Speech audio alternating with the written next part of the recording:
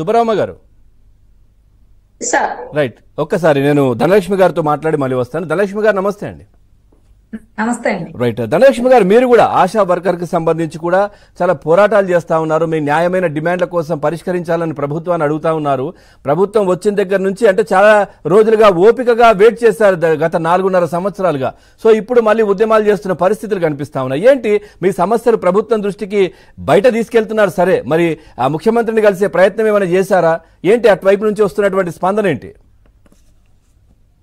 ముఖ్యమంత్రి గారు ఈ 4.5 ఏళ్ల కాలంలో నాకు తెలిసి ఏ ఉద్యోగులని కార్మికులను కూడా కలిసినటువంటి పరిస్థితి లేదు.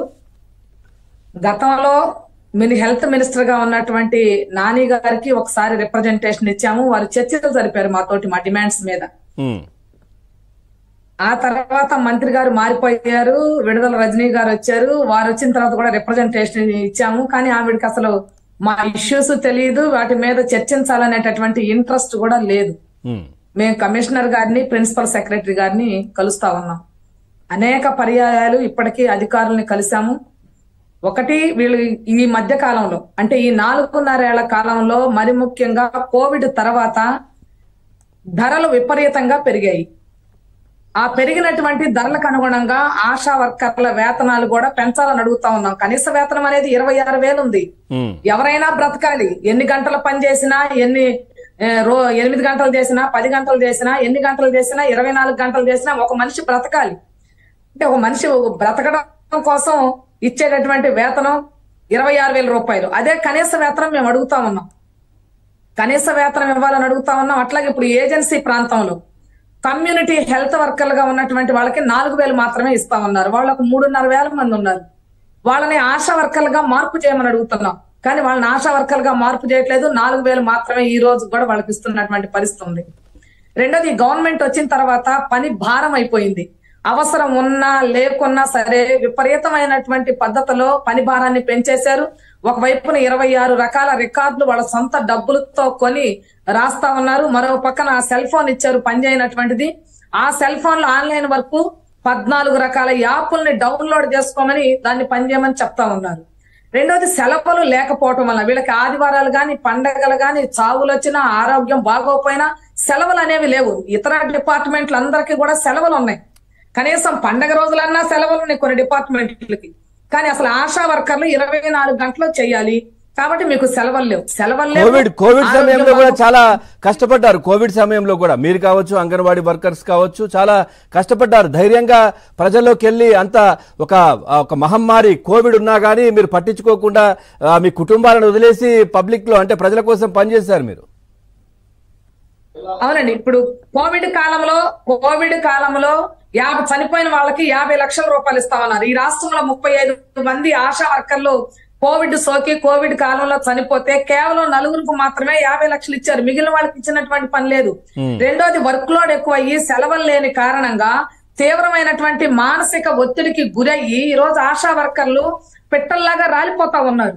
ఆ చనిపోతున్నటువంటి వాళ్ళకి కనీసం గ్రూప్ ఇన్సూరెన్స్ సౌకర్యం కల్పించండి. ఒక 10 లక్షల రూపాయలు ఏ కారణంతో చనిపోయినా, ఆమె పని ఒత్తిడితో ఆన్ డ్యూటీలోనే ఉండి చనిపోవాలని లేదు, ఇంటి దగ్గరైనా చనిపోవచ్చు. గుండెపోటులతో ఎక్కువ మంది చనిపోతున్నారు, ఇతర అనారోగ్యాలు పాలవుతున్నారు.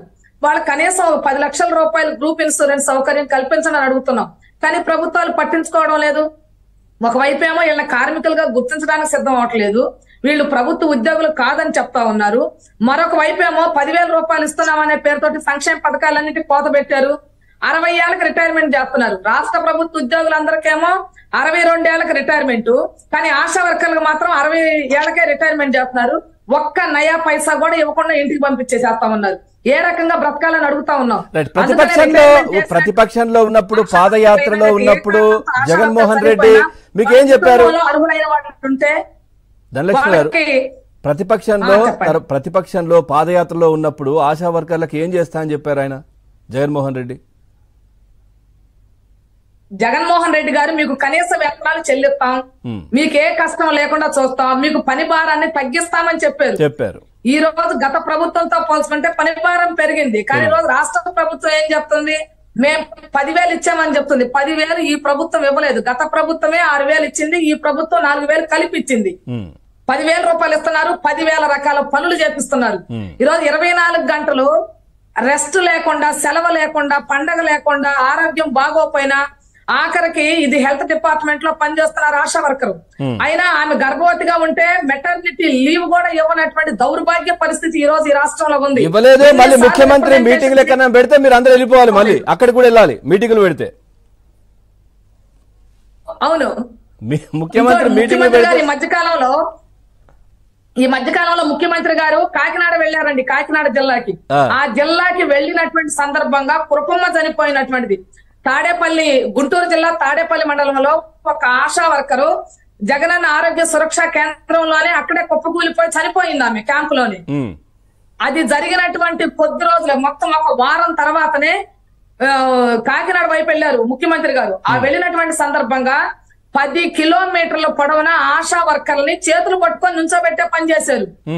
ఈరోజు ఆశా వర్కర్, స్కీమ్ వర్కర్ల, ప్రధానంగా ఆశా వర్కర్లన్నా, అంగన్వాడీలన్నా, వివోఏలన్నా, ఆర్పీలన్నా, మధ్యాహ్న భోజన కార్మికులన్నా వీళ్ళందరినీ చాలా చులకనగా చూసేటటువంటి భావన ఈ రోజు ప్రభుత్వాల్లో కనపడతా ఉంది.